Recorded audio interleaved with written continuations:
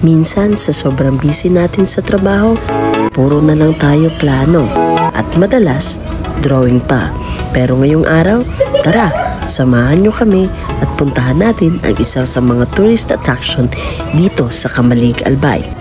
Ito ang gala na hindi natin plinano pero itutuloy pa rin natin. Friday ng gabi nang bigla naming mapag-usapan na puntahan ang isa sa mga tourist attraction dito sa Kamalig, Albay, ang Kitinday Green Hills. Kaya kinabukasan, gumising kami ng maaga para sana maabutan namin ang pagsikat ng araw doon sa tuktok ng Kitinday Green Hills. At dahil mahaba ang biyahe, nagkarga muna kami ng gasolina upang hindi kami maubusan dahil sa ating pupuntahan, wala na tayong makikitang mga gasolinahan. Pero dahil medyo mabagal tayong gumalaw, alam naming hindi na namin naabutan ang pagsikat ng araw. Kaya in-enjoy na lang namin ang biyahe papunta sa Barangay Kitinday. At makalipas nga ang halos 1 oras na biyahe, sa wakas nakarating na rin tayo. Ipinarada lang namin ng maayos ang mga dala naming motor.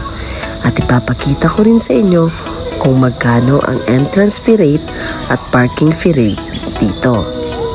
Para sa mga sasakyang 2 to 3 wheels, magbabayad tayo ng 10 piso. Sa 4 wheels naman ay 20 pesos. Para sa mga batang 8 to 12 years old ay 40 pesos. Pero dapat may kasama silang adults. Sa adults naman ay 70 pesos at discounted rin ang ating mga senior citizens at PWDs sa halagang 60 pesos. At kung gusto nyo namang mag-prenup photoshoot, pwedeng-pwede yan sa halagang 1,000 pesos. At para sa iba pang katanungan, hanapin nyo lamang si Kuya Candy, Ate Emily at si Ate Annie upang sagutin ang mga katanungan po ninyo.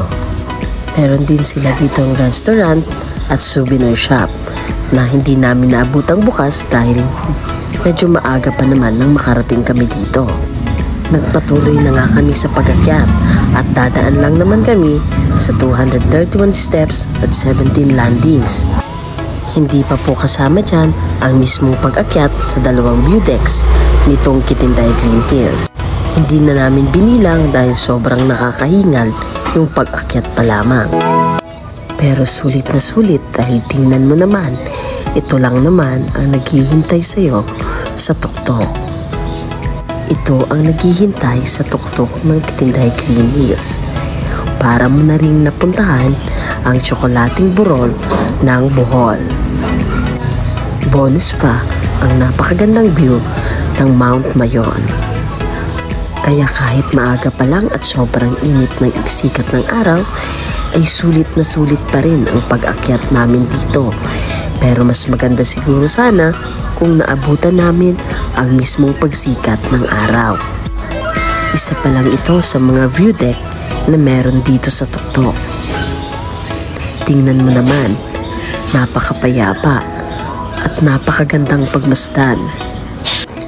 Maya-maya lang ay bumaba na din kami upang puntahan yung other side o yung left view deck nitong Kitinday Green Hills. Kaya kahit masakit na sa balat ang sikat ng araw, hindi ito magiging sulit kung hindi natin mapupuntahan ang kabilang bahagi nito. Sobrang nakakapagod at nakakahingal. Kaya kung gusto nyo ding pumunta dito, siguraduhin nyo na mayroon kayong dalang maraming tubig. At sa pagbaba nga namin ay may nakita kaming mga iilang tao din na umaakyat dito. Ang iba ay pabalik na. Hindi na namin sila kinuna ng video dahil busy na kami sa pagkuha ng video dito sa ibang bahagi ng bundok. Mas nakakapagod ng akyatin ang bahaging ito. At dahil medyo mabato at buhagag ang lupa, kailangan nating mag-ingat sa paglalakad dito. At inire-recommenda din po nila na kung aakyat tayo dito ay sa panahon ng tag-init. At kung makikita nyo nga sa taas, mahaba-habang lakbayin pa po ang gagawin natin dito. Sa pagkakataong ito ay napapagod na tayo. Pero dahil nandito na tayo, ay hindi na tayo pwedeng sumuko. Sa bahaging ito ay hindi na tayo mahihirapan sa pag-akyat dahil inayos sila ang daraanan. Nilagyan nila ito ng pansamantalang hagdanan sa pamamagitan ng pagtabas ng lupa at paglalagay ng mga tabla ng niyog. Pero sa kalagitnaan ay biglang napatigil si Seb dahil na rin sa pawis at pagod. Pero konting-konti na lang at nasa tuktok na tayo. Kaya tumigil din muna ako saglit upang makapagpahinga at hintayin sila dito sa taas. Maya-maya lang ay sumunod na din sila sa akin. Bakas man sa mukha ang pagod, pero syempre ngingiti at ngingiti pa rin dahil ito yung sadya namin. At ito lang naman ang naghihintay dito sa taas sa amin. Sobrang nakakawala ng pagod dahil sa napakagandang tanawin. Ang activity lang na pwede natin gawin dito ay mag-picture taking at mag-sightseeing. Wala pong malaking camping site kaya hindi po tayo pwedeng mag-camping. Ipinapayo din po ng mga nagbabantay na dapat tayo ay makababa bago mag 6 PM. Kaya kung ganito kagagandang lugar ang mapupuntahan natin, ay wag po sana nating abusuhin. Wag po tayong mag-iiwan ng basura at wag po tayong kukuha ng kahit na ano upang maging souvenir po natin. Meron nga tayong kasabihan na take nothing but pictures and leave nothing but footprints.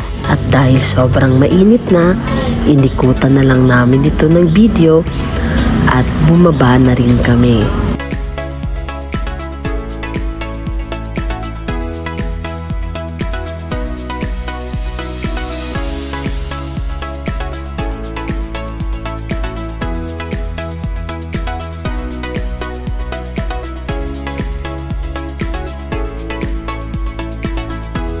At pagbaba nga namin ay bukas na ang souvenir shop at ang restaurant.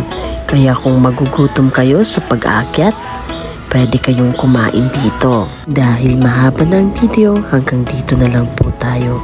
Paalam!